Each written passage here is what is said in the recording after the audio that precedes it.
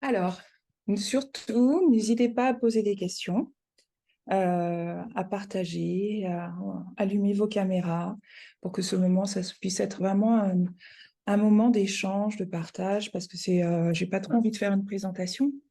Je pense que c'est vraiment bien.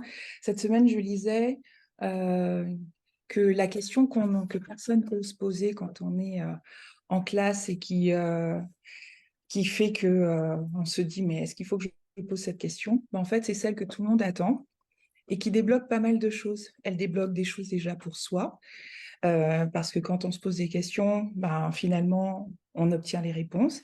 Et puis, on se rend compte que les autres personnes qui sont autour de nous se posent aussi peut-être la même question et n'osent pas. Donc, le fait d'échanger, ça va tous nous faire grandir. Donc, j'espère qu'on pourra tous échanger aujourd'hui.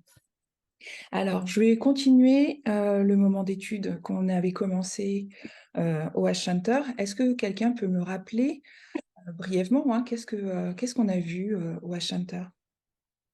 Le dernier sujet, il y avait Jean-Marie et moi. Est-ce que quelqu'un peut me dire de quoi brièvement, qu'est-ce qu'on avait évoqué? Un ou deux points qu'on avait abordés, que vous soyez sur Zoom ou pas, vous ayez été sur Zoom ou pas.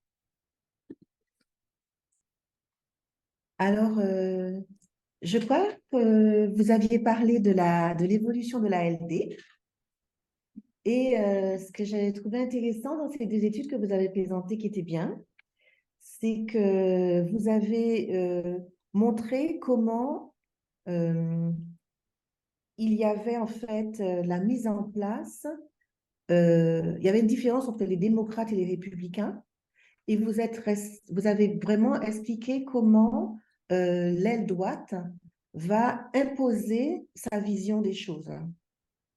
Et donc, vous avez parlé aussi du gouvernement américain en nous donnant les définitions du pouvoir exécutif, du pouvoir législatif et du pouvoir judiciaire, et ce qui nous permettait de voir comment certains présidents se sont arrangés pour mettre à ces différents, surtout du côté judiciaire et législatif, pour mettre des personnes de leur, enfin, des personnes de droite, puisque c'est de la droite, pour pouvoir changer les lois parce que euh, le texte de prophétie de la Bible et de l'esprit de prophétie nous dit que les nations vont parler comme un dragon. Et parler comme un dragon, c'est instituer des lois.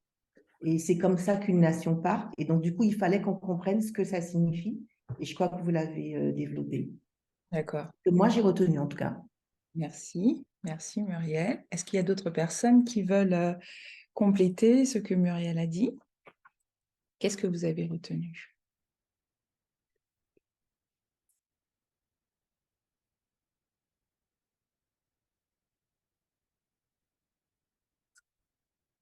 Est-ce qu'il y a que Muriel qui a retenu une pensée du H-Hunter de la dernière fois? Non? On est trop timide.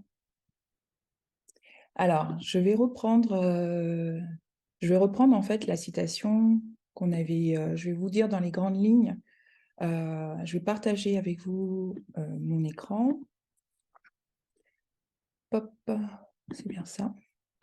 Est-ce que tout le monde voit mon écran? Oui.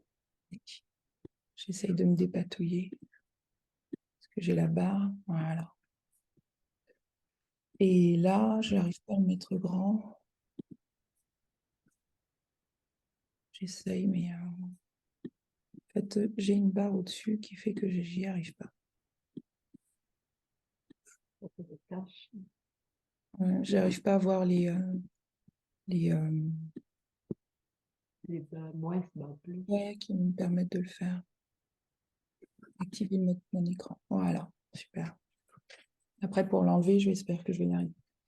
Donc, là, vous voyez cette citation de Tragédie des siècles 479.1, c'est ce dont parlait Muriel, qui parle donc les cornes semblables à celles d'un agneau et le langage du dragon chez cette bête.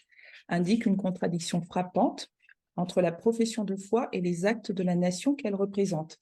C'est par ses lois et ses décisions judiciaires qu'une nation parle, et c'est par ces mêmes organes que la dite bête démentira les principes libéraux et pacifiques qu'elle a mis à la base de la chose publique.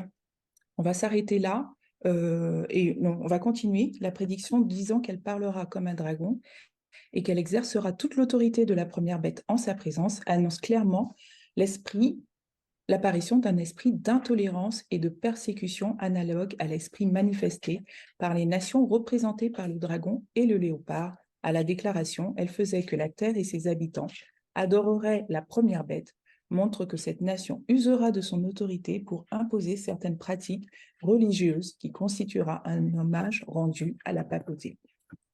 Donc, si vous vous rappelez bien, on avait décortiqué cette citation qui va venir se poser comme le contexte de ce qu'on doit retenir par rapport à comment on va développer le comportement, quel comportement du moins va développer les États-Unis, puisqu'on avait bien ciblé que les cornes semblables à celles d'un agneau et le langage du dragon, ça représentait la bête, donc les États-Unis. Et que on nous disait qu'il y avait une contradiction frappante entre la profession de foi et les actes de nation qu'elle représente. Donc ça, on a longuement parlé dessus. Je ne reviendrai pas. J'espère. Est-ce que pour vous déjà, vous avez des questions sur cette citation? Est-ce que vous voulez que je revienne dessus ou qu'on en discute, ou est-ce que pour tout le monde c'est clair?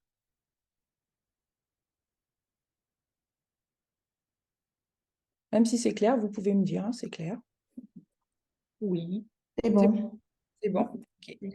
Alors moi, je vais repartir du contexte de 2014, parce qu'on avait, je ne sais pas si vous vous en rappelez, on avait indiqué que 2014, c'était un point tournant. Est-ce que vous vous rappelez de ça?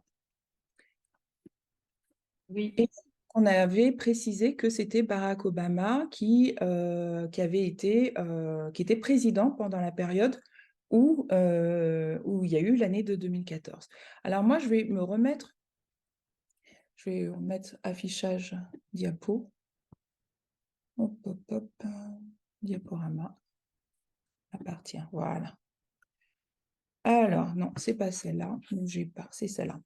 Donc, sous la présidence d'Obama, vous vous rappelez, on avait vu tout ce qu'il avait mis en place. Est-ce que quelqu'un peut me rappeler ce que c'était que la règle de Mexico? De quoi ça parlait, la règle de Mexico? Vous pouvez regarder, faire des recherches. Qui c'est qui s'en rappelle? De quoi ça parlait? Qu'est-ce qui avait été mis en place?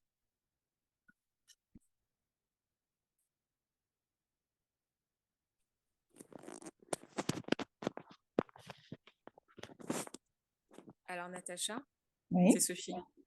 Alors, moi, j'avais cherché la dernière fois, justement, quand on avait parlé, mais je ne l'avais pas trouvé sur Internet. Mais il me semble que c'est en lien avec l'avortement, mais je ne suis plus sûre, justement. Alors, oui, c'est bien ça, c'est en lien avec le financement, Voilà, c'est ça. financement de l'avortement par des fonds publics. C'est bien ça. Donc là, on voit que ça a été la première mesure sociale qui a été mise en place par Barack Obama. Ça faisait 2 jours à peine qu'il était arrivé au pouvoir, et c'est la première mesure qu'il a mise en place. Il faut savoir que cette règle de Mexico, c'est une lutte entre le gouvernement des démocrates et le gouvernement des républicains. Par exemple, si on prend le gouvernement de George Bush Jr., lui, il a remis en place la règle de Mexico le premier jour de sa prise de poste, si je peux dire ça. Donc ça a été fait en 2009. Quelle a été la réaction par rapport à la règle de Mexico? Est-ce que d'après vous, comment ils ont réagi? Comment c'est perçu? Ce que je voudrais qu'on essaye de comprendre par rapport aux États-Unis, c'est la façon dont les règles, les actions d'Obama sont interprétées aux États-Unis. Et je vais me baser sur ça. On va essayer de comprendre pourquoi c'est un problème. C'est controversé, la règle de Mexico. C'est quoi le vrai problème avec le financement avec la règle de Mexico? Comment vous comprenez ça? Est-ce que vous voyez toujours mon écran? Vous voyez toujours Oui, le oui, oui. PowerPoint? Oui, oui. Parce que comme du coup, je suis retournée sur mes notes, c'était pour être sûr que vous avez le PowerPoint. Comment, comment vous Ben, voyez le problème? de ce qu'on connaît, moi je dirais, de ce qu'on connaît, moi je dirais que c'est peut-être ne pas utiliser les fonds publics hein, pour une œuvre sociale, surtout qui est que combat, que combattent les républicains, puisqu'on sait qu'ils sont contre l'avortement, le développement des cliniques, les plannings familiaux. Donc le fonds public ne doit pas financer une cause pour laquelle il s'oppose. Alors, est-ce que c'est uniquement la cause pour laquelle ils vont s'opposer? Admettons, s'ils avaient été d'accord, est-ce que ça aurait été problématique ou pas? Ben oui, connaissant l'éthique des partis républicains, les fonds publics, il faut un petit État. Euh, Oui. il faut pas que chaque personne travaille dur pour pouvoir subvenir à leurs besoins. Chaque personne peut prendre une assurance pour se couvrir au niveau santé. Donc forcément, c'est pas quelque chose, même s'ils étaient favorables à l'avortement, c'est pas quelque chose qu'ils auraient voulu que le gouvernement finance parce qu'ils veulent un petit gouvernement qui justement n'interfère pas dans la vie sociale des gens. Ok, donc non-intervention, vous êtes d'accord? Je vais le noter. Faut, dans l'état d'esprit républicain, mais pas que républicain, hein, on pense qu'on va essayer de voir, parce que vous allez nous dire si vous êtes d'accord avec moi sur ce point de vue, la non-intervention de l'État dans les affaires publiques. Donc, non-intervention. En tout cas, même si les républicains, ils interviennent, mais quand même à une moins d'intervention que les républicains. Les républicains ne veulent pas du tout que l'État intervienne. Ensuite, donc bien sûr, il y avait aussi le fait que ça soit pour financer, pour avoir droit au recours à l'avortement. OK. Autre point, il y avait l'Obamacare. Qu'est-ce que vous pouvez me dire par rapport à l'Obamacare? Natacha, je ne peux pas allumer mon écran. Est-ce que je peux quand même intervenir? Vas-y, il n'y a pas de problème. Donc, ce que je me rappelle de l'Obamacare, c'était également des fonds qui sont inventés pour les personnes pauvres et les personnes âgées pour les soins médicaux. OK. Et là aussi, c'était qu'est-ce qui a été problématique? Toujours la même chose, que l'État intervienne dans les affaires sociales et intervienne pour justement cette régularisation entre ceux qui sont défavorisés et les autres. Donc la liberté au nom de la liberté justement qu'ils ont dans les affaires d'entreprendre, etc. et de ne pas que l'État soit le moins interventionniste possible. OK. Alors, donc, l'État est moins interventionniste. Donc là, on a vu non-intervention de l'État. Il y a aussi, quel autre sujet du fait que quand j'avais abordé avec vous un aspect, c'est que comment il raisonne l'Américain? Comment il va raisonner par le fait que on mette en place une aide que je vais appeler sociale? Comment il va quel impact que ça fait sur lui? C'est important de comprendre cette façon de voir parce que ce que je veux montrer, c'est la différence de pensée qui existe aux États-Unis et en Europe. Les pays européens sont développés sur une politique sociale, c'est-à-dire ça va être un partage de l'État, des fonds publics pour pouvoir aider tout le monde à avoir, on va dire, les mêmes chances de réussir ou les mêmes chances d'avoir des soins. Aujourd'hui, personne en France ne remettra en cause l'assurance, la sécurité sociale. Mais aux États-Unis, on voit que ça pose problème. Donc, on essaye de comprendre, ne veulent pas d'intervention, mais il y a... Qu'est-ce que vous pouvez me dire de plus par rapport sur ce sujet? Je ne sais pas si ça répond à ta question, mais en fait, en France, on a la notion de solidarité nationale, alors qu'eux, ils ne l'ont pas du tout. Et ils vont plutôt prôner l'individualisme, c'est-à-dire que chacun doit être en capacité de subvenir à ses propres besoins et chacun doit être en capacité euh, d'avoir une mutuelle, une assurance, en fait, pour pouvoir se protéger. Mais c'est la responsabilité de l'individu, pas de l'État. Oui, ok. Oui, il y a aussi le fameux rêve américain où effectivement, bah, en fait, que tu sois fils d'immigrés ou fils, tu peux très facilement aux États-Unis bah, réussir à te construire, enfin, réussir dans la vie en partant de rien. Et donc, du coup, sous-entendu, celui qui ne réussit pas, bah, en fait, c'est qu'il n'a pas assez, soit pas assez travaillé ou trop paresseux, enfin, je sais pas. Mais du coup, en fait, une aide sociale aux États-Unis, c'est un peu vu comme un encouragement à la paresse. Ok.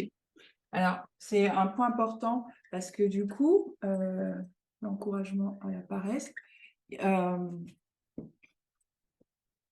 ça, il faut comprendre derrière. Quand on va essayer de comprendre toutes les mesures qui vont être mises en place par les républicains, il faut qu'on comprenne derrière quelles sont les motivations qui vont sous-jacentes, qui vont le faire, qu'ils vont prendre ces décisions-là. Souvent, on parle de mentalité d'entreprise ou de mentalité de pays ou de mentalité de région. Vous arrivez dans une région et vous avez les personnes qui pensent comme ça, qui ont des habitudes, pour eux, faire quelque chose, j'en sais rien, mais je vais vous donner quelque chose de totalement banal. Mettre les mains sur la table, ça va être poli. Pour d'autres, mettre les mains sous la table, ça va être impoli.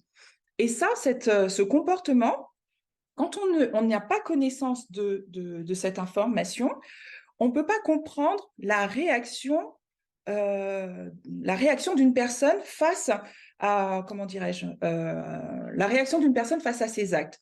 Donc, pour pouvoir comprendre les actions qui seront mises en place par le gouvernement américain de droite ou de gauche, les républicains ou les conservateurs, ou ce qui va les motiver, il faut qu'on comprenne l'origine en fait de tout ça. Vous voyez ce que je veux dire? Et d'ailleurs, ma petite question, donc il y a l'Obamacare. On va revenir donc sur ce point. Vous vous rappelez que l'Obamacare, ça avait demandé énormément de taxes. Vous vous rappelez ce point-là? Ça avait été un plan ça avait demandé près de 55 000, ça avait demandé un montant. Alors attendez, j'essaye de me rappeler du montant énorme que l'Obamacare avait nécessité. Je ne le retrouve pas, mais sûrement vous l'avez, vous, en tête. En tout cas, ça avait Il n'y a pas demandé... 250 000? Oui, il me semble que c'était un montant 250. Alors, attends. Non, ça c'est 250... Ça avait demandé. La réforme est financée par la baisse de dépenses des soins à la hausse d'imposition pour les revenus de plus de 250 000 dollars par mois et de 35%, ça avait augmenté de 35 à 39%. Mais le montant exact, je ne m'en rappelle plus. En tout cas, ça avait demandé donc des fonds publics et ils s'étaient posé la question, pourquoi est-ce que finalement adopter l'Obamacare n'était pas anticonstitutionnel? D'accord? Donc ça a été vraiment un sujet. On va essayer de comprendre pourquoi. Il y avait aussi donc le mariage pour tous, vous vous rappelez? Donc cette décision qui s'est passée sous Obama. Il y avait aussi les questions environnementales. Est-ce que, euh, est-ce que vous pouvez me dire quelques actions, parce que la dernière fois, j'en avais pas réellement parlé, mais quelques actions que Barack Obama a mis en place pour l'environnement. Est-ce que vous vous en rappelez? Tout en sachant qu'il n'a pas pu vraiment lancé comment dirais-je, son plan de relance ou ce qu'on appelle l'American Clean Power Plan, parce que les républicains se sont opposés parce qu'ils disaient comme quoi c'était sacrifier la prospérité du pays sur l'autel de l'écologie. Donc, est-ce que vous vous rappelez certaines actions que Barack Obama a mis en place? Non? Qu'est-ce qu'il a mis en place, Barack Obama, par rapport à l'écologie?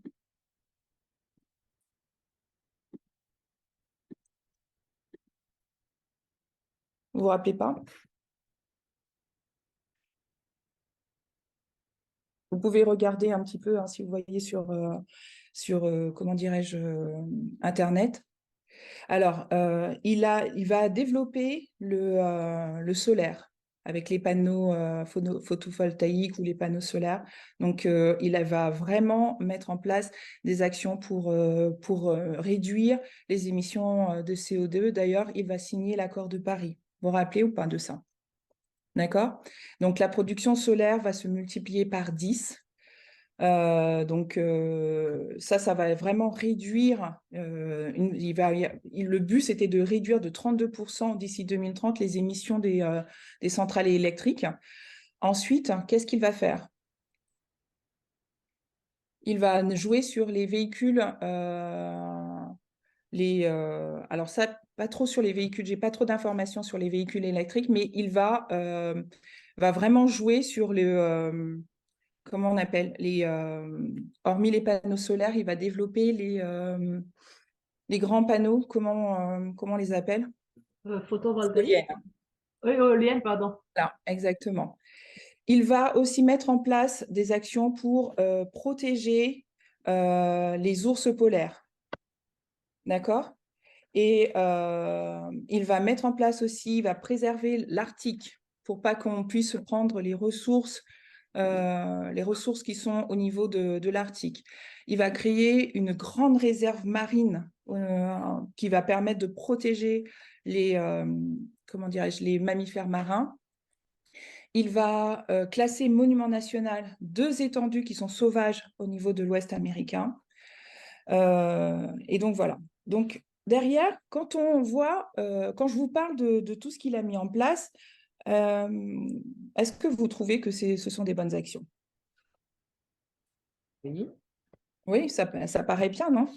Nous, de notre côté européen, est-ce que vous avez essayé de comprendre quel est votre avis, du moins, pourquoi les Américains, du coup, voient ça de façon négative? Pourquoi ça a été vu de façon négative?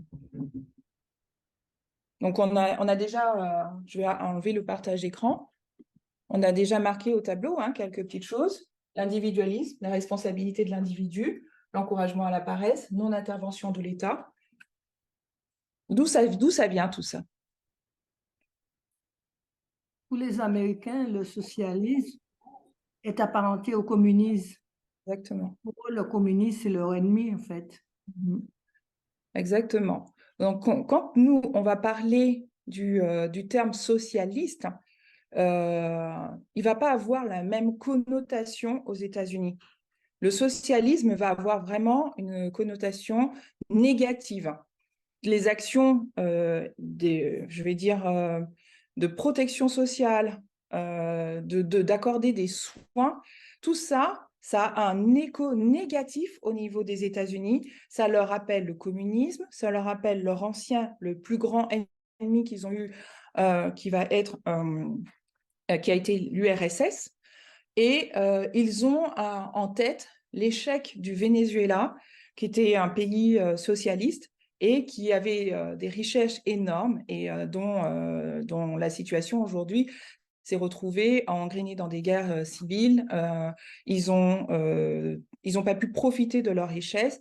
En fait, ils ont comme image le socialisme égale perte du pouvoir à la fois du pays et à la fois perdre du pouvoir en tant que peuple. Ça veut dire que on va perdre de notre notoriété, on va perdre de notre suprême, on va perdre de notre qualité de vie, si on pense aux autres, si on se met à répartir les richesses, ben, concrètement, on ne va pas y gagner.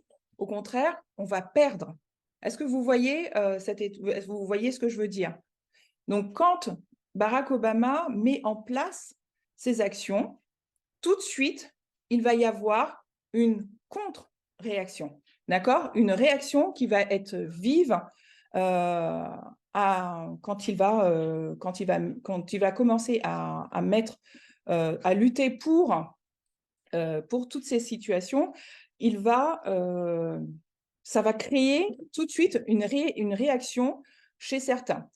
Est-ce que vous pouvez me rappeler aussi le contexte dans lequel Barack Obama évolue? Quel est le contexte démographique?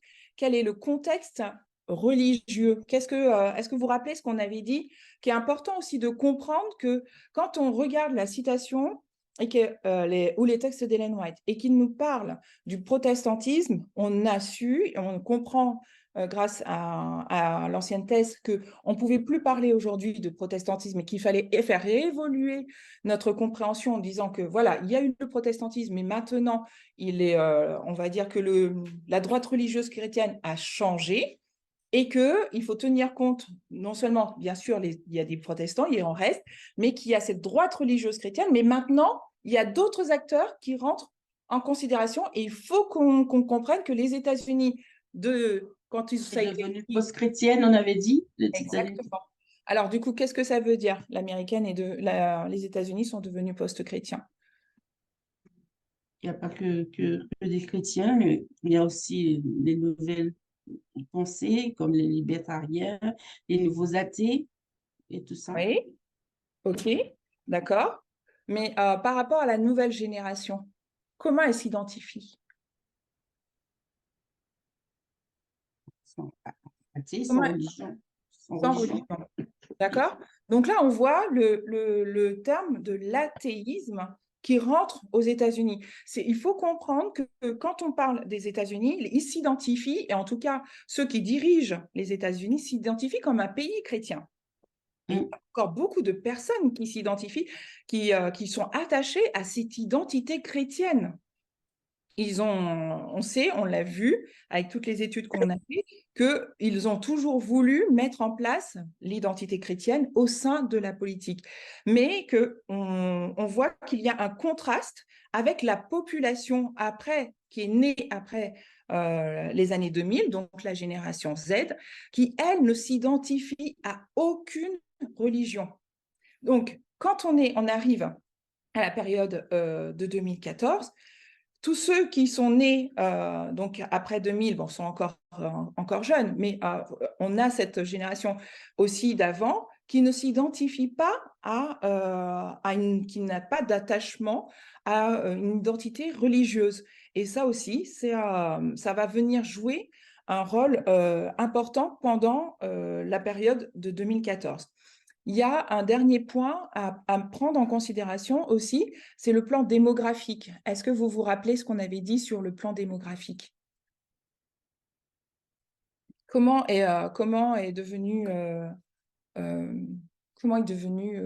sont devenus les États-Unis?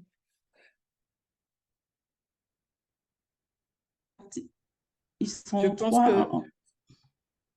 Vas-y, Dominique. Je disais, c'est revenu dans mon esprit, j'ai pensé au tripartite, le fait qu'il y a trois au départ, il y avait deux parties, mais maintenant, il y a une troisième partie qui s'est associée. Alors oui, ça c'est sur le plan politique et sur le plan de la population.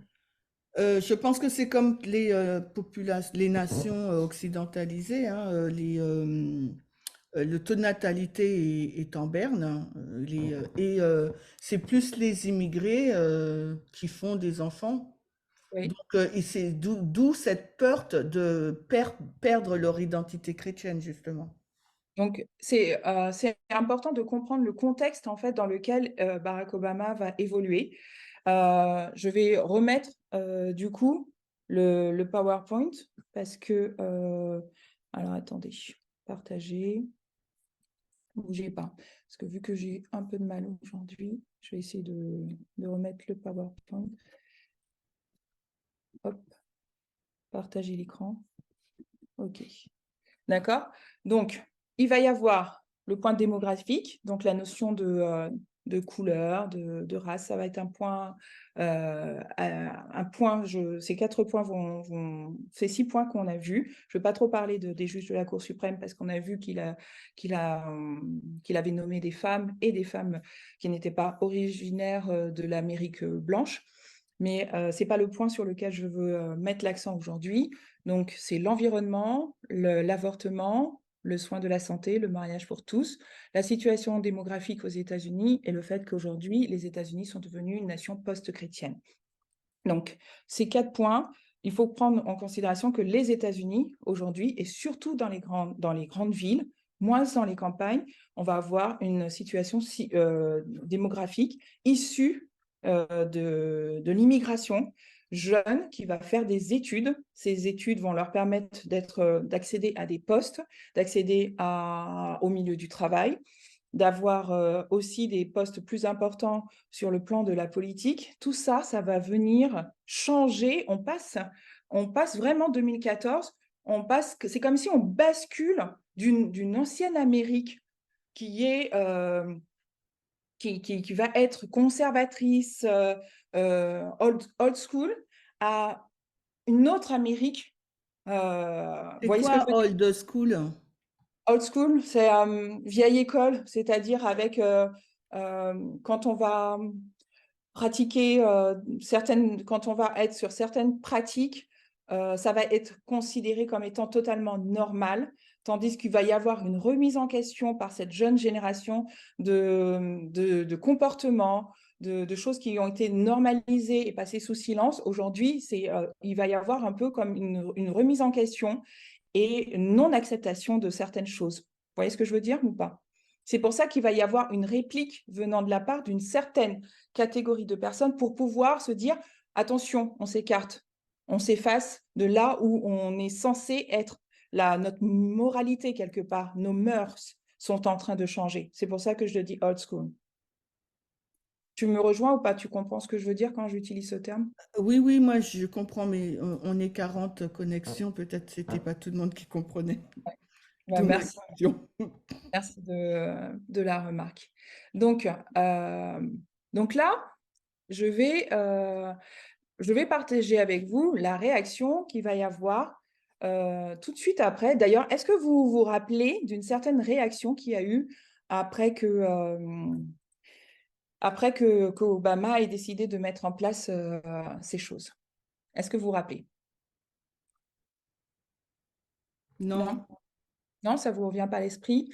Alors moi, j'ai dû chercher parce que c'est vrai que depuis, on est pratiquement à 10 ans, plus de 10 ans d'Obama. Et je pense que dans le temps, on s'en occupait un peu moins. En tout cas, on avait une connaissance plus superficielle des événements.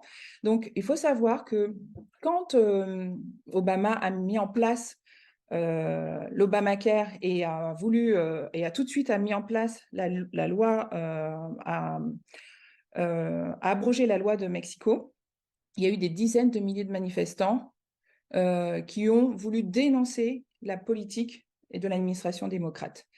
Il y a eu un cortège d'opposants à cette politique. Elle s'est concentrée à Washington. Il y a eu des milliers de personnes qui sont venues de tous les États-Unis et qui ont marché de la Maison-Blanche au Capitole. Est-ce que ça vous parle?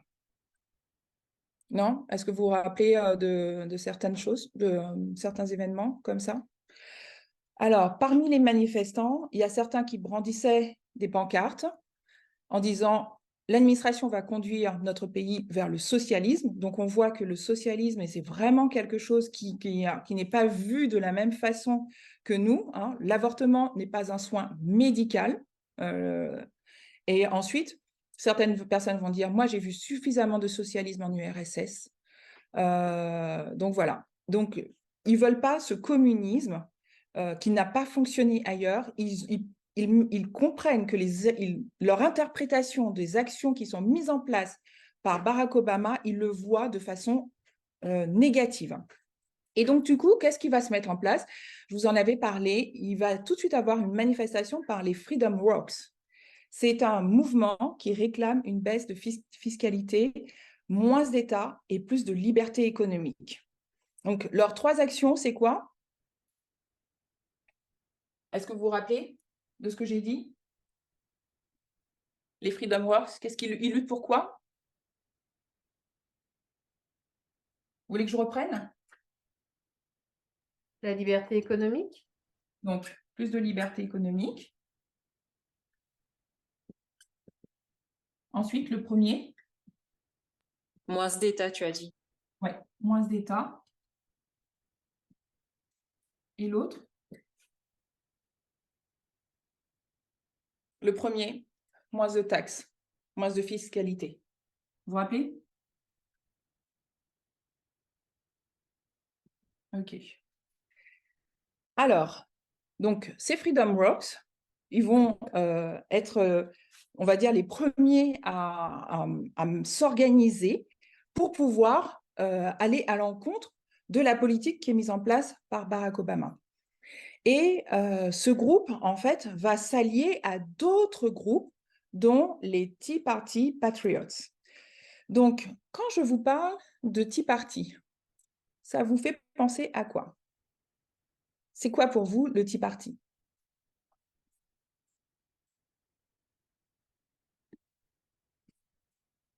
Est-ce que le nom Tea Party, vous l'avez déjà entendu? Est-ce qu'on en a déjà parlé? Qu'est-ce que ça vous évoque? Oui, on l'a déjà entendu, on a déjà parlé. OK. Et du coup, ça parle de quoi? C'est quoi le Tea Party? Pourquoi, du coup, on en a parlé?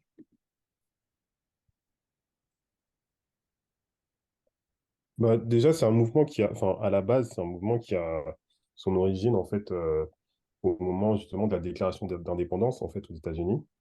Enfin, c'était une protestation, en fait, contre la mainmise, je crois, de l'Angleterre, il me semble, qui imposait des taxes. Et donc, pour s'opposer à ça, donc les nouvelles colonies, hein, donc aux États-Unis, ils avaient en fait jeté toute une cargaison de thé à la mer. Et du coup, on leur avait donné le nom de Tea Party. Je crois que c'était Boston Tea Party à l'époque. OK. Ça. Donc, c'est tout à fait ça. Donc, je vais vous montrer à l'écran. Vous vous rappelez sûrement. Pop, échappe. Je vais vous montrer la carte. Hop. Je me remets dessus, partager l'écran. Donc, vous voyez ici, c'est un peu petit peut-être. Hein. Je vais, hop. Diaporama. Oui, si tu peux agrandir un peu, Natacha. C'est bon, là, vous voyez? Ah ouais. Ouais. Attends. Donc là, je vous ai Ça, montré les 13 colonies. On en a parlé plusieurs fois. Hein. Donc ça, on va dire, c'est le début, la création donc des États-Unis. Il y a 13 colonies. Et ces 13 colonies, elles dépendent, du coup, hop, attention, elles dépendent donc de l'Angleterre. Hop, j'enlève. Est-ce que, voilà. Et donc, à l'époque, la Grande-Bretagne, elle possédait donc ces 13 colonies sur le continent américain. Et ces colonies étaient de plus en plus soumises à des impôts qui étaient considérés comme injustes par les habitants. Il y avait des taxes sur le sucre, des taxes sur les timbres fiscaux. Et ils avaient aussi, ça avait emmené à des ampleurs, à des contestations. Et ils avaient réprimé en tuant 5 manifestants en 1770 à Boston, dans le Massachusetts. Et donc, il faut vous rappeler qu'il y a eu la guerre, c'était la guerre des 7 ans, je crois, la guerre des 7 ans, où l'Angleterre a été ressortie pratiquement pauvre de cette situation. Et pour pouvoir se remettre à flot, il y avait une loi qui a été votée, donc la loi Tea Act, a été votée en mai 1773. Et par contre, elle allait exempter la British East India, qui était une compagnie des Indes orientales, sur les taxes de vente du thé qui étaient données aux colonies américaines. Et ça avait été mis en place par Élisabeth I, qui traversait un moment de crise économique très grave. Et donc, on va dire, grâce à cette loi, cette compagnie va remporter le monopole sur la vente de thé en Amérique du Nord face aux autres compagnies qui sont étrangères et qui sont lourdement taxées. Et cet événement va inquiéter les colons qui vont craindre en fait la fin de la libre concurrence pour les autres produits.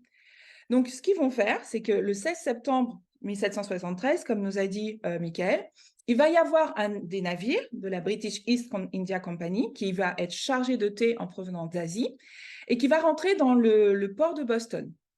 Les colons et les importateurs vont prendre la décision de jeter la totalité de la cargaison à l'eau. Il va y avoir à peu près 350 caisses et tout ça pour donner un message fort à Londres. Et certains vont même se déguiser en indiens pour représenter la lutte du peuple pour sa liberté. Donc voilà. Et cet événement va être appelé le Tea Party. Donc, la réaction de Londres face à cette révolte, ça va être de sanctionner la colonie de Massachusetts par des lois qui vont être très pénalisantes, ainsi que la fermeture du port de Boston, et ils vont exiger le remboursement des caisses du thé. Et ce qui va se passer, c'est qu'il va y avoir une coalition des autres colonies qui vont faire cause commune, qui vont s'opposer ouvertement à l'oppression du Royaume-Uni. Et là, ils vont mettre en place le congrès en 1774, et c'est le 4 juillet 1776 qu'ils vont déclarer qui vont faire la déclaration d'indépendance des 13 colonies d'Amérique du Nord. Donc, en même temps, il va y avoir donc la guerre qui va, elle, se terminer en 1783. Donc, quand on dit le terme Tea Party, il faut qu'on comprenne qu'il vient de cette notion de « je ne veux pas de taxes, je ne veux pas que l'État vienne m'imposer des lourdes taxes, je veux justement une faible intervention de l'État ». Et tout ça vient de leur histoire avec leur relationnel avec l'Angleterre. Donc, quand Barack Obama va mettre en place toutes ces taxes, il va y avoir un parti qui va se créer, qui va être un mouvement de contestation et qui va s'appeler donc le Tea Party et qui va faire vraiment référence au Boston Tea Party. Et ce mouvement qu'on appelle le Tea Party, il va naître en 2009. Donc, c'est vraiment en réaction à Barack Obama. Et il va s'identifier comme un mouvement qui va être conservateur et qui va défendre des idées de droite. Faut se rappeler aussi qu'en 2008, il y a une grosse crise financière. Vous vous rappelez la crise des subprimes aux États-Unis. Et il y a un grand plan pour lutter contre cette récession. Donc forcément, pour mettre en place ce mouvement de relance, pour empêcher qu'il y ait du chômage, etc., Barack Obama va être obligé de mettre en place énormément de taxes. Donc, le Tea Party va avoir, donc je vous rappelle, ils veulent moins de gouvernement, moins de taxes, et ça va venir, ça va faire un lien avec le Parti républicain des États-Unis. Est-ce que pour vous, c'est clair ce que je vous raconte? C'est bon ou pas? Excusez-moi. Oui, c'est bon. Oui, mais Oui. OK. Alors, donc, il faut comprendre que là, quand vous êtes aux États-Unis, vous avez le Tea Party qui émerge et le Tea Party va avoir les mêmes,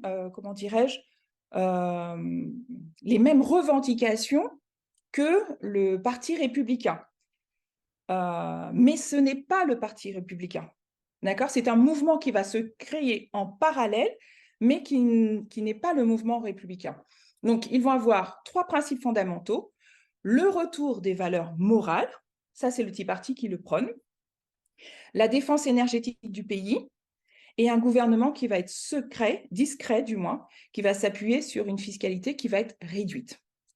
Donc on voit que leurs valeurs, donc ici, fiscalité, là j'avais dit qu'ils luttaient contre la fiscalité, moins d'État, moins de liberté économique. Ça, c'était pour les républicains. Et là, on voit que le Tea Party, il lutte pour le retour des valeurs morales. Je ne sais pas si vous voyez mon tableau, des valeurs morales. Non, justement, j'allais te le dire. En fait, on ne voit pas le bas de ton tableau. Je vais le laisser. Retour des valeurs morales, merci. Un gouvernement discret, donc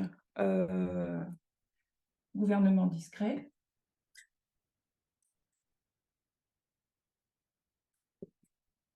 OK. Et ils vont voter pour une fiscalité réduite. Donc, vous voyez, ils ont des points d'accord avec... Est-ce que là, vous voyez mieux? Là, c'est bon? Oui, là, c'est mieux. C'est mieux. Alors, je vais, comme je suis un peu grande, je vais augmenter un petit, je vais lever un peu pour que ma tête ne soit pas coupée. Et donc, ce mouvement a des valeurs qui vont être très conservatrices et qui vont être considérées comme l'extrême droite au sein du Parti républicain. Mais c'est vraiment important qu'on comprenne qu'au début, les républicains ne vont pas forcément, à la création de ce mouvement, s'affilier avec ce parti, parce qu'ils représentent quand même l'extrême droite de leur pensée. Et ce qu'on va voir, c'est qu'au fur et à mesure, les valeurs il va y avoir une montée en puissance de ce mouvement, du Tea Party, qui va être un mouvement très solide parce qu'il va avoir le soutien de plusieurs hommes politiques et influents dans la politique américaine. Si je vous parle de Marc Rubio, Rand Paul et Pat Tomei, est-ce que Rand Paul, ça vous parle? Est-ce que si je vous parle de Rand Paul, est-ce que ça vous dit quelque chose? Qui était Rand Paul? Ça me dit quelque chose, mais je ne vais pas t'expliquer. D'accord. Et est-ce que quelqu'un d'autre s'en rappelle? Je crois que c'est un libertarien, je crois. Si, c'est bien ça. Donc, c'est un libertarien. Il va, pendant un long moment, être très influent au sein du Tea Party. Et Rand Paul et son père qui s'appelle Ron Paul, lui c'est Rand Paul, ils vont prendre des, comment dirais-je, ils vont arriver à des postes de gouvernance au sein du Parti républicain, mais ils vont introduire du coup les pensées libertariennes au sein du parti. Est-ce que, d'accord, pour tout le monde c'est clair? Et comme ils ont des valeurs communes, au fur et à mesure, les différences qu'ils vont avoir vont, face à la réaction, face à ce que Barack Obama va mettre en place, ils vont s'allier ensemble. D'accord? Ils vont s'allier ensemble parce que, rappelez-vous, il y a aussi Mitch McConnell. Vous vous rappelez de Mitch McConnell ou pas? Qui était Mitch McConnell? C'était un républicain qui mettait des barres dans les roues d'Obama. Exactement. Donc, lui, s'était mis bille en tête que tout ce que Barack Obama allait mettre en place, il s'opposerait automatiquement. Vous vous rappelez de ça? Donc, en même temps que au sein du Parti républicain, vous avez une réaction anti-Obama, d'accord? Certaines personnes vont dire que ça va être même une réaction physique à toutes ces actions qu'il met en place. Il va y avoir dans la rue un mouvement de protestation qui va grandir. Et ce mouvement de protestation, il va avoir on va dire, les mêmes raisons, les mêmes leitmotifs que le Parti républicain. Donc, au fur et à mesure, cette notion, le Tea Party va venir s'introduire avec des pensées libertariennes au sein du Parti républicain. Et la question de l'immigration ou encore celle de l'assurance santé vont être des facteurs qui vont favoriser les militants du Tea Party pour élire Trump. Donc, je vous parle de ça parce que quelle a été votre réaction pour comprendre pourquoi la droite religieuse chrétienne a choisi Donald Trump? Et pourquoi la droite, quels sont les électeurs en fait de Donald Trump?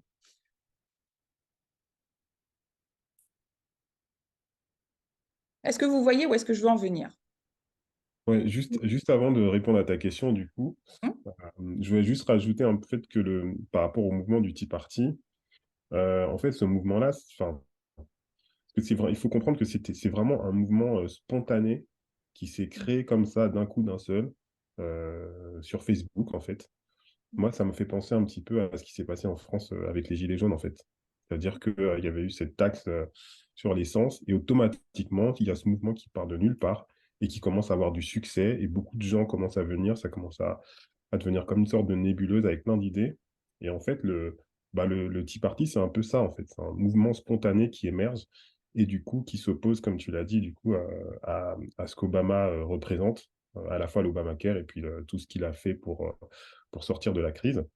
Et après, ben, c'est un peu comme les Gilets jaunes, c'est-à-dire que ben, les mouvements politiques, ils voient qu'il y a du succès, ils voient qu'il y a un mécontentement, et ils vont essayer un petit peu de surfer sur la vague et de faire de la récupération.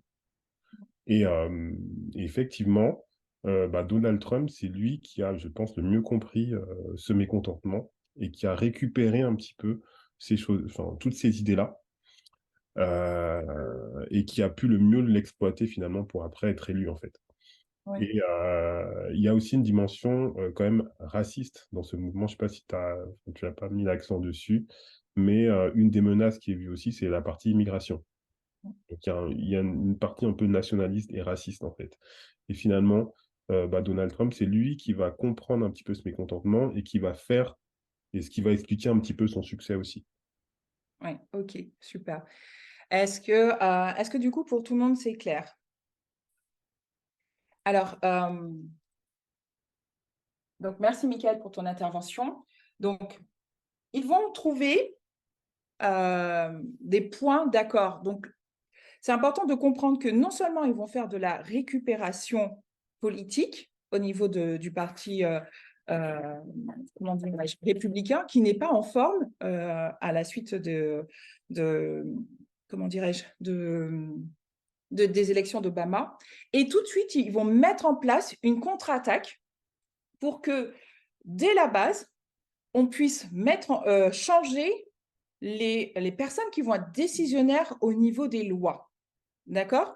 Donc, ça ne va pas commencer tout de suite par le Congrès, mais ça va commencer par la rue aussi. C'est-à-dire qu'il va y avoir le plan politique, les mouvements de rue, et tous ces événements vont je vais dire, matcher, c'est vraiment le terme que je veux dire, matcher, arriver au moment ensemble pour aller à l'encontre de ce programme qu'avait mis en place Barack Obama. Alors, pour revenir sur le point du racisme, en effet, les personnes qui composent le Tea Party sont essentiellement des personnes blanches, on va dire, d'une classe moyenne. Et je vais vous montrer tout à l'heure les personnes qui ont voté à la fois pour Hillary Clinton et pour Donald Trump, pour que vous puissiez avoir une idée de la classe de population qui va se retrouver qui va faire écho comment dirais-je, aux propos de Donald Trump. Alors, la notion de racisme, est-ce que vous vous rappelez qu'il va y avoir toute une polémique sur le lieu de naissance de Barack Obama? Est-ce que quelqu'un peut m'en parler de ça? Est-ce que vous vous rappelez de ça? Les lieux et sa date de naissance aussi, je crois que ça fait. Alors, peut-être pas sa date de naissance, mais qu'est-ce qu'on lui reprochait à Barack Obama? Il est né à Hawaï, je crois, un truc comme ça. Alors, il est né à Hawaï, ça on peut pas lui... voilà, il est né à Hawaï, mais qu'est-ce que les personnes du Tea Party avaient soulevé par Il était rapport... musulman? alors, qu'il était musulman, Oui, c'est ça. il y avait quoi encore? Il n'était pas un vrai Américain. Il Oui, n'était voilà, pas un vrai un vrai Américain. Américain. OK? Oui, Et c'est donc, ça. s'il n'était pas un vrai Américain, qu'est-ce qu'ils avaient dit? Qu'il n'était pas né sur le sol Sol américain. américain. Et donc, ça remettait en cause comment dirais-je, le fait qu'il puisse être un vrai président, qu'il puisse avoir Représenter les États-Unis. puisse représenter les États-Unis. Donc ça a été vraiment, peut-être que nous, avec la distance que l'on a, on ne se rend pas compte de l'impact que ça a pu avoir aux États-Unis, mais il y a eu tout un mouvement qui s'est créé sur la nationalité réelle de Barack Obama. Il n'a pas eu une, comment dirais-je, il a eu aussi, il n'a pas eu une action aussi franche que les républicains auraient voulu ou que les Américains auraient voulu vis-à-vis de l'Iran. Donc, on l'a accusé d'être un islamique déguisé, de vouloir être un infiltré, de réduire, de vouloir la perte des États-Unis. Donc, quand il a mis en place ces mesures sociales, il y a eu tout un mouvement qui s'est rebellé contre ces actions, mais aussi la remise en question du fait que c'était aussi un président noir, le fait qu'il soit réellement né sur le sol des États-Unis et donc qu'il était illégitime d'être à ce poste. En deuxième partie de mandat, quand il avait été accusé notamment par Donald Trump, on a parlé beaucoup pendant sa campagne, et il a été pratiquement obligé de justifier de son certificat de naissance pour prouver qu'il était vraiment né sur le sol américain. Donc, en effet, la notion de racisme intervient aussi parce qu'on est dans un contexte démographique où il y a énormément d'immigration. L'une des actions phares que va mettre en place Donald Trump par rapport à l'immigration, c'est quoi? Est-ce que vous vous rappelez? Il en a parlé dans toute sa campagne. Qu'est-ce qu'il avait dit qu'il ferait automatiquement? Le mur entre le Mexique et... Exactement, qui ferait le mur. Donc, ici, vous avez, donc, je vais vous montrer, je vais partager mon écran pour que vous puissiez donc voir. C'est le fameux... attendez, je ne sais pas pourquoi aujourd'hui. J'ai du mal avec mon PowerPoint. Donc là, vous avez, donc c'est le Tea Party, c'est le symbole du Tea Party avec la statue, la flamme de la Statue de la Liberté. Et vous avez, en fait, ça avait été repris, Tea Party, pour dire tax enough already. Donc on en a assez des taxes. OK? Donc voilà. Et le Freedom Rocks, donc ça, je vous en avais parlé tout à l'heure pour vous montrer que c'est lui qui avait commencé à lancer le mouvement contestataire, qui est un groupe de défense d'intérêts conservateurs et libertariens des États-Unis et qui assiste et qui aide volontairement, des volontaires du moins, des finances de campagne, dans le but de renforcer leur influence et celle du libertarianisme aux États-Unis. Et elle est proche donc du mouvement Tea Party. Donc, on voit que tout de suite, il y a eu ces actions qui ont été mises en place. Et dans le mouvement Tea Party, vous avez plusieurs personnes, des personnes politiques, qui vont s'introduire et qui vont, comment dirais-je, accéder à des postes des postes de gouverneurs, qui vont accéder à des postes. Alors, attendez. Je vais vous montrer ce que je vous avais montré la dernière fois au niveau de mon... Voilà. OK. Donc, je vous avais montré la dernière fois l'évolution depuis du Sénat et de la Chambre des représentants pour montrer comment, au fur et à mesure, à partir du moment où il va y avoir ces mouvements contestataires qui vont se mettre en place, comment ils vont finir par avoir une place politique qui va être de plus en plus écoutée. Et donc, je vais vous remontrer juste l'évolution. Donc ça, c'est le 112e Sénat de 2011 à 2013. Et ici, vous voyez, là, on voit un mouvement en jaune qui est le mouvement du mouvement... Tu n'as pas partagé ton écran. Ah mince, excusez-moi. Dites-le moi, hein, parce que... Merci. Voilà. Donc là, je vous montrais au fur et à mesure. Donc là, vous ne voyez pas, vous voyez uniquement, il y a 2 indépendants, mais au fur et à mesure, vous allez avoir donc les indépendants, et en jaune, ça va être le Parti libertarien qui va venir et être présent au niveau du Sénat et dans la Chambre des représentants. Donc, ils vont venir, ils se sont introduits au fur et à mesure. Donc là, vous voyez, hein, de 2019 à 2021, ils sont vraiment présents dans le parti, dans la répartition au niveau des sénateurs de la Chambre des représentants, pardon. Et donc, ils vont avoir une place de plus en plus présente. Et on s'était posé la question, comment est-ce que les États-Unis étaient passés, pourquoi on disait qu'on était passé de la droite religieuse chrétienne à une loi du dimanche du mois, Église-État, à culture-État. Vous voyez ce que je veux dire? Parce qu'il faut prendre en considération le changement du pays et le fait que dans la politique, il va y avoir aussi une évolution, un changement dans la pensée. Et Donald Trump va vraiment représenter, être le candidat parfait parce qu'il va avoir des pensées qui vont vraiment représenter toutes les caractéristiques de cette population qui va être en révolution contre les actions d'Obama. Est-ce que vous voyez ce que je veux dire? Est-ce que vous avez des remarques? Qu'est-ce que vous pouvez apporter comme information? Que ça soit un échange quand même. On voit que les républicains étaient contre Obama, contre tous ces projets. Oui. Mais au-delà du fait qu'ils étaient contre Obama, qu'est-ce que vous voyez?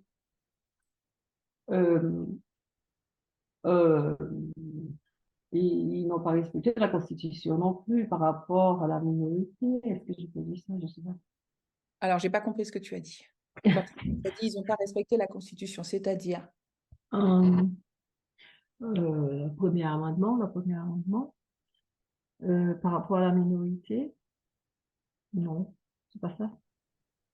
Alors, j'ai eu, par rapport au premier amendement, le fait qu'ils n'aient pas respecté, ils n'ont pas pris en compte la minorité, on va dire, des personnes qui sont dans le besoin, on va dire. D'accord. Alors, attends. Si je me rappelle bien, au niveau de le premier amendement, une seconde là.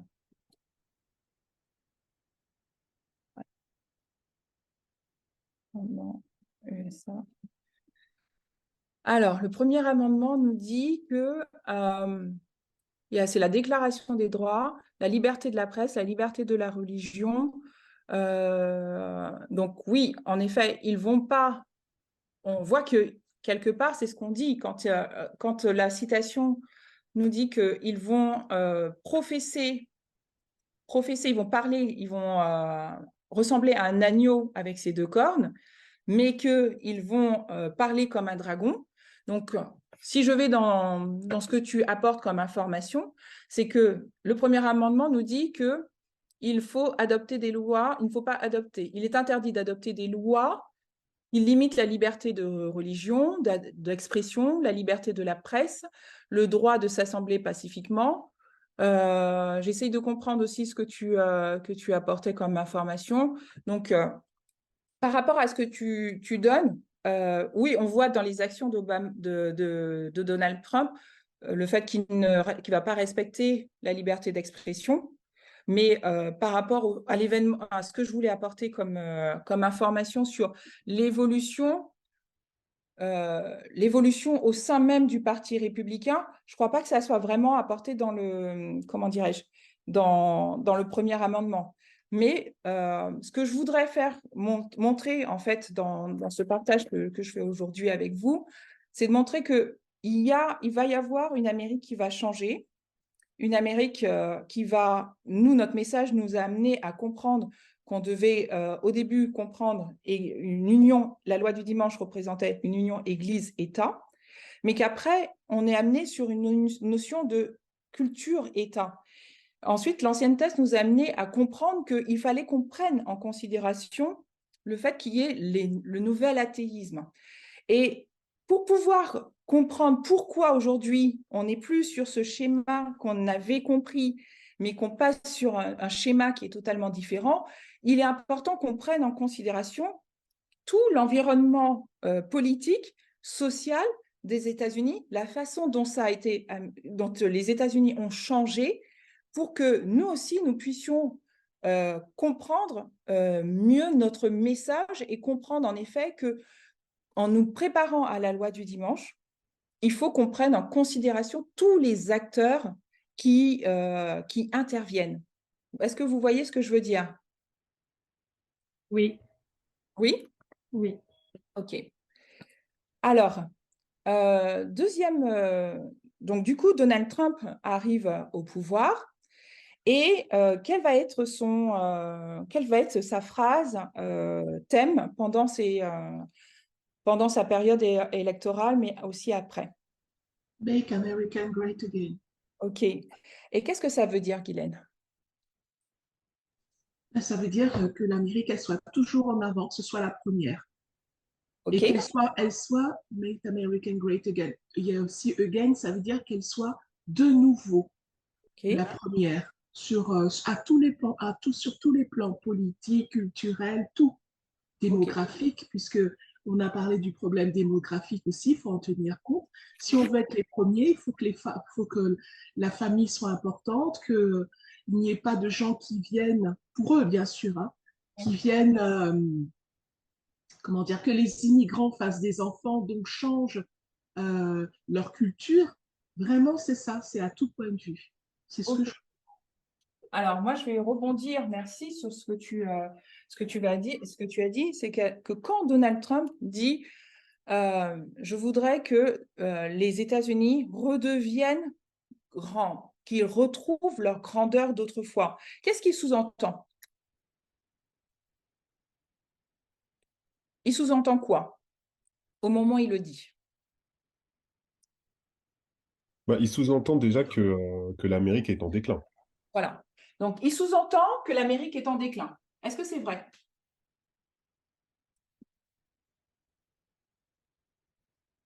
Est-ce que c'est vrai que l'Amérique est en déclin sous Obama? Ça dépend, ça dépend. Bah oui, c'est ça. C'est-à-dire, ça dépend. On développe. Mais ça dépend qui le dit. Ça dépend qui le dit, mais dans les faits. Non, quand je dis ça dépend de quel sujet. Si c'est au point de vue économique, militaire ou on a parlé de la démocratie, si c'est au niveau des droits de l'homme, ça dépend sur quel sujet en fait. Ok, donc vas-y, développe. Dans quel sujet, sur le plan, on va amener tous les aspects, en tout cas on va en prendre quelques-uns, sur quels aspects l'Amérique du coup est en déclin et sur quels aspects elle ne le serait pas? Alors selon Donald Trump, en disant ça, il voulait ramener l'économie, il voulait faire remonter l'économie américaine. Donc on pourrait dire que c'est sur l'aspect économique. L'économique et qu'est-ce que a fait Barack Obama au niveau de l'emploi? Est-ce que son bilan est totalement négatif? Est-ce qu'il a pu ramener le pays de la récession? Est-ce qu'il y a eu moins de chômage? Est-ce que sur le plan économique, quand il fait la passation de pouvoir, est-ce qu'il laisse un pays sur le plan économique, ils n'ont pas progressé? Si, justement, Natacha, c'est pour ça que je disais, ça dépend qui le dit. Pour un républicain, vu que de toute façon, c'était un démocrate qui dirigeait et qui avait plus de textes, donc forcément pour eux, sans rajouter l'aspect moral du mariage gay, tout ça et tout, pour un républicain, l'Amérique ne va pas bien. Ok, alors justement, on ne va pas parler de l'aspect moral parce qu'il faut qu'on comprenne que quand il va dire « Make America Great Again », il va parler à toute une souche de population qui va le comprendre selon sa sensibilité. Vous voyez ce que je veux dire? Certains vont le prendre sur le fait de 1, fiscal, 2, un gouvernement plus discret, une liberté économique, Certains vont le prendre avec, je n'ai pas apporté la notion de l'immigration, d'accord? D'autres vont le prendre avec le retour des valeurs morales. Est-ce que vous voyez ce que je veux dire? Quand il va donner son mot d'ordre, Make America Great Again, ça va faire écho à toute une partie de, on va dire, de la droite et de l'extrême droite qui va le comprendre selon ses valeurs. Je t'ai un peu coupé, Maurice. Est-ce que tu peux revenir sur ce que tu disais? Ouais, c'était juste ça. C'est-à-dire que moi, dans mon esprit, c'est-à-dire que moi, je voyais ça à plusieurs niveaux, en fait. Parce que lorsqu'il parlait de ça, il mettait l'accent plus sur l'économie. Bon, il y a d'autres aspects qu'on pourrait faire venir, mais c'était plus cet aspect qui attirait mon attention. D'accord. Et donc, qu'est-ce qu'il va mettre en place dès qu'il arrive? Donc lui, il disait qu'il fallait ramener les entreprises américaines qui étaient un petit peu à droite, à gauche au niveau de l'économie américaine, qu'il fallait que l'Europe puisse contribuer aussi à mettre plus d'argent pour dans les conflits extérieurs aux États-Unis, et que les États-Unis s'occupent, voilà, par exemple en Ukraine et tout cela, que c'était pas que les États-Unis seulement qui devaient payer. Donc, moins d'intervention de l'État Ouais, sur le plan extérieur. pas peut-être moins d'intervention de l'État, mais c'est-à-dire de contribution, parce que les États-Unis dépensent beaucoup d'argent, en fait, autour des conflits, en fait, qui peuvent survenir un petit peu à droite, à gauche. Comme c'est eux les gendarmes du monde. En fait. Moins de contribution économique sur le plan externe. Ouais, voilà. C'était de la Chine aussi, rappelle-toi. Ouais, c'est exactement, c'est sur ce point-là que je voulais arriver avec vous. Donc, moins de contribution. Est-ce que, du coup, Chimène, tu peux parler de la Chine? C'est quoi le sujet? Je crois que la Chine devenait l'ennemi numéro 1 sur le plan économique, puisqu'il fallait contrer son essor. Il faut que l'Amérique redevienne le numéro 1 au niveau économique. Donc, je crois qu'il y a eu vraiment un lobbying sur les produits chinois. Hein. Je ne me rappelle plus, je me souviens plus exactement. Hein. Et qu'est-ce qui est venu accentuer ça? Je sais plus. Qui est venu accentuer, qui a été vraiment dans les propos, qui est venu donner un encouragement, et ça a été alimenté par les fake news par rapport à la Chine. Moi, ce que je vois, c'est le nationalisme. Il faut être plus précis à ce moment-là. Mais là, je n'arrive pas à réfléchir là. La pandémie. Ah, yes, là, le Covid. D'accord. Vous vous rappelez quand volontairement Donald Trump disait le virus chinois? Vous vous rappelez de ces événements-là? Quand il avait ses attaques frontales et racistes vis-à-vis de la Chine, c'était pas anodin. C'était vraiment dans le but de se dire, regardez, nous, Barack Obama, lui, il voulait en gros mettre des accords avec les Chinois, etc. Mais nous, on va penser à nous uniquement. D'ailleurs, regardez c'est quoi la source de leur problème. Le virus vient de chez eux. D'accord? Donc, il a vraiment joué sur ça.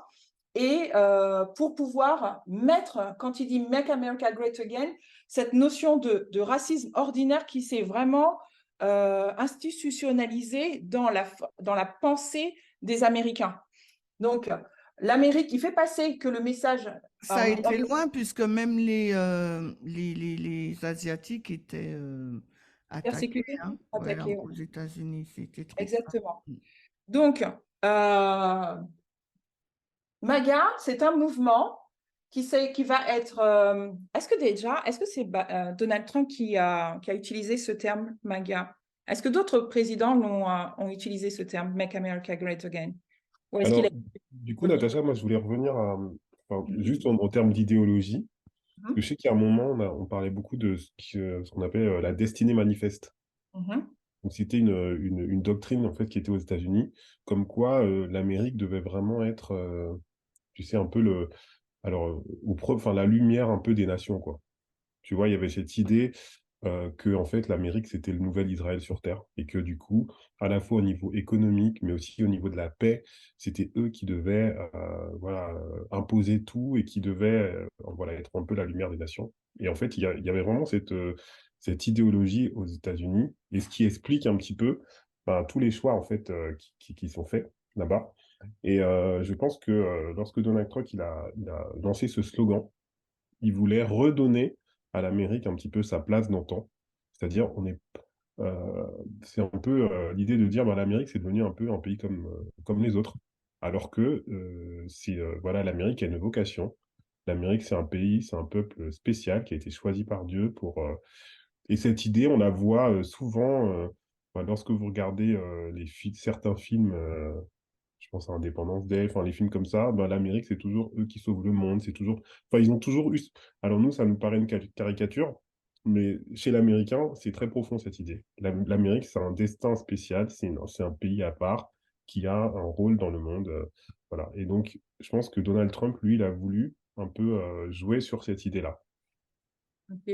Alors, c'est important de faire comprendre que peut-être que pour nous, cette notion de nationaliste ou cet attachement à la patrie n'est pas aussi marqué en France qu'aux États-Unis. Mais aux États-Unis, ils ont vraiment cet attachement et ils ont, quand il en parle, de faire de l'Amérique la grandeur, de retrouver sa grandeur d'autrefois, il fait passer un message que l'Amérique est en déclin, mais sur tous les aspects. Et c'est pour ça que ça va parler aux libertariens. C'est aussi cette raison pour laquelle ça va parler à la droite religieuse chrétienne. C'est la raison pour laquelle ça va parler aux athées. C'est la raison pour laquelle ça va parler à tous ceux qui ne se retrouvent pas dans on va dire, dans les actions que Barack Obama a mis en place, parce que derrière, tous les autres veulent plus de liberté économique, un plus petit gouvernement, veulent retrouver des valeurs morales, veulent moins d'État, moins de fiscalité, veulent lutter contre l'immigration et veulent moins de contributions sur le plan économique externe. Et un autre point aussi qui est important, donc tout à l'heure j'en avais parlé, c'est l'écologie. Donc pour nous, un point que je voulais apporter, Natacha, c'était aussi Make America Great Again, c'était de la ramener dans les années 80 où c'était au pouvoir, c'était les républicains qui étaient là. Et parce qu'en 2016, pendant plus de 8 ans, c'était les démocrates qui étaient au pouvoir. Donc là, Make America Great Again, on retourne dans les années 80 où il y a cette victoire sur le roi du Sud. Au niveau économique, ils sont assez prospères. Il y a toute une idéologie aussi américaine dans ces années-là et il faut qu'on retourne justement à cette époque également, quoi. Alors, ce que tu dis, c'est bien dans la mesure où l'une des premières personnes qui a utilisé Make America Great Again, c'était Ronald Reagan. Donc, lui, il a utilisé cette notion. Donc, quand il dit cette phrase, même si Bill Clinton l'a dit aussi, hein, Make America Great Again, mais quand il dit cette phrase, en effet, il revient à cette Amérique qui dirige le monde, qui dirige de façon unilatérale, qui a écrasé l'URSS et qui est la seule qui domine et sur le plan économique et dans tous les autres aspects. Lui, il fait référence à ça, mais aussi aux valeurs chrétiennes qui n'étaient pas remises en question. Quand je vous disais tout à l'heure qu'il y avait une Amérique old school, c'est une Amérique sur laquelle on ne remettait pas en question les valeurs morales américaines. Donc, ce mouvement MAGA, donc qui a pris de l'ampleur vraiment sous Donald Trump parce qu'il a décidé d'en faire sa marque. Je vais essayer je vais voir si je peux vous montrer 2-3 choses dessus. Donc là, il a décidé, lui, alors attendez, je vais essayer de partager l'écran. Est-ce que vous voyez mon écran? Voilà, ok. Donc, Make America Great Again, il en a fait un sujet commercial, donc il ne faut pas oublier que c'est un homme d'affaires. Ah oui, il y a le fait qu'il soit aussi un homme d'affaires, ça a parlé à une tranche de la population et je vais vous expliquer pourquoi. Alors, ici, bon, c'est petit, je vais me mettre ici. Voilà. Donc, qui sont les électeurs de Donald Trump donc, et de Hillary Clinton?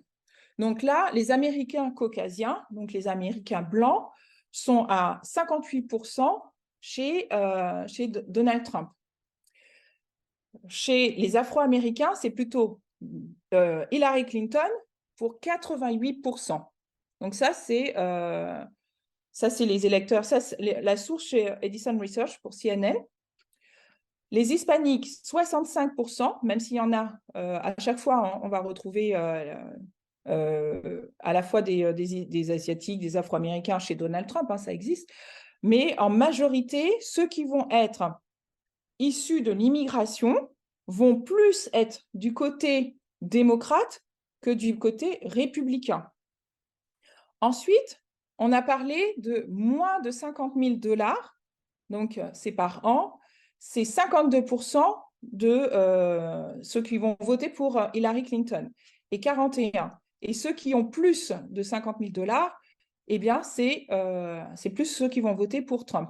Alors, à côté, c'est un peu petit, je m'en excuse, mais là, le point sur lequel je voulais amener, c'était sur le fait qu'en zone urbaine ou en zone rurale, les zones rurales vont plus voter pour Trump et les zones urbaines plus pour Hillary Clinton. Alors, c'est assez... C'est pas joli, hein, comment je l'ai mis. Donc, alors, attendez. Hop, hop. Je vais vous montrer. Je vais essayer de le réduire pour que ça soit plus joli. Et de le ramener ici. Donc, ici, on voit que ceux qui vont plus voter pour Hillary Clinton, c'est plus les femmes noires, c'est plus les hommes noirs, c'est plus les jeunes. Est-ce que vous le voyez, ceux qui ont 18-29 ans, 30-44.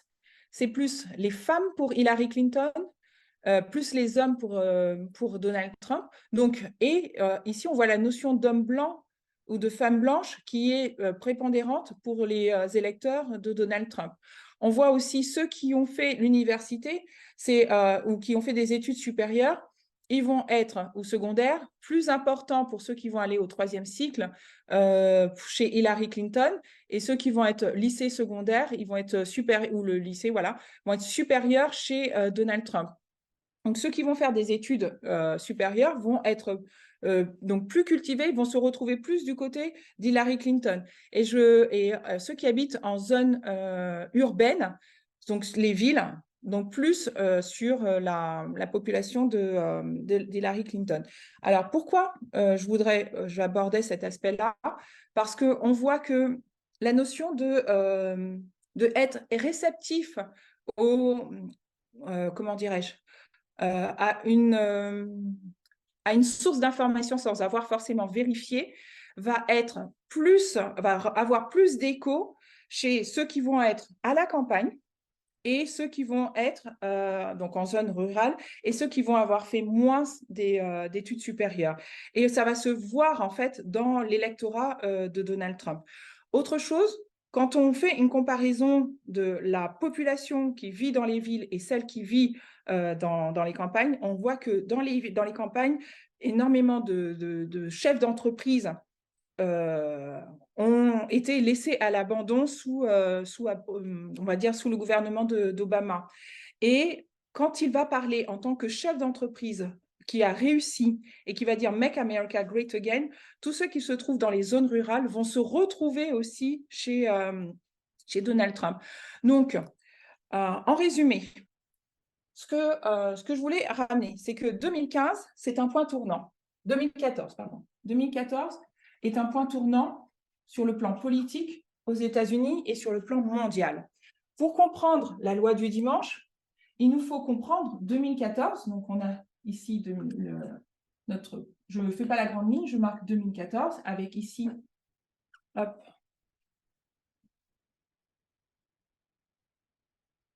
ici, le temps de la fin, 1989. 2014 devient donc, là, je fais un mélange, je pense, LD, la grande ligne, je ne l'ai pas faite, mais pour comprendre la grande ligne, la vraie LD, il nous faut comprendre déjà 2014, qui va être le commencement, la mise en place de quelque chose qui s'engrange pour la loi du dimanche. Donc, les acteurs qui commencent à changer en 2014, le clivage aux États-Unis sur la liberté économique, sur le racisme, sur la fiscalité, va ne faire que grandir. La façon de comprendre la notion d'égalité va être aussi un sujet parce que comprendre cette notion de social, elle n'a pas la même connotation en France qu'aux États-Unis, mais on voit que dans tous les autres pays européens, cette notion d'immigration vient jouer sur la façon d'apporter des aides sociales ou pas. On voit que les notions de valeur morale ont changé aussi. Ici, 2014 devient un point tournant avec 2015 le mariage homosexuel. Donc, cette tranche de population veut revenir et va le mettre en place pour la loi LD. Donc, on voit ici les valeurs morales qui prennent aussi une importance sur la mise en place de la loi du dimanche. Donc, 2014 est un point tournant à toutes les caractéristiques de la vraie loi du dimanche, donc, mais aussi nous permet de comprendre qu'on est passé d'une transition sur le plan politique sous Obama et que ça nous amène à comprendre comment la loi du dimanche, nous devons être amenés à comprendre les nouveaux acteurs pour que nous puissions être à même de comprendre les messages qui nous ont été donnés par l'ancienne Tess, les acteurs qu'elle nous a parlé, comme le néoconservatisme, comme le nouvel athéisme, pourquoi elle nous explique que maintenant la loi du dimanche, c'est culture-État. C'est en comprenant tout ce qui s'est passé en 2014 qu'on arrive à comprendre la vraie loi du dimanche. Donc voilà. Est-ce que vous avez des questions ou une remarque? On va prier sinon. C'est bon pour vous? Oui. Oui. Oui. Donc, on va on va prendre la position qu'il faut et du coup, je vais prier.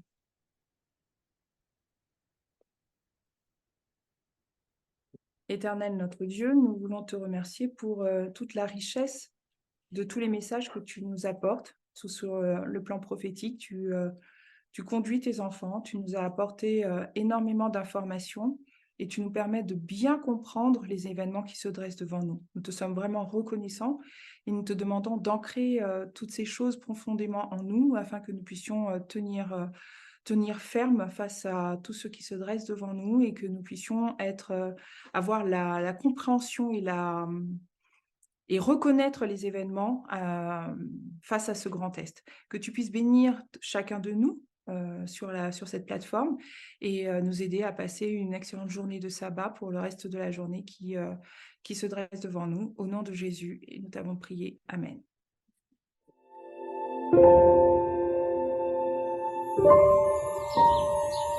Thank you.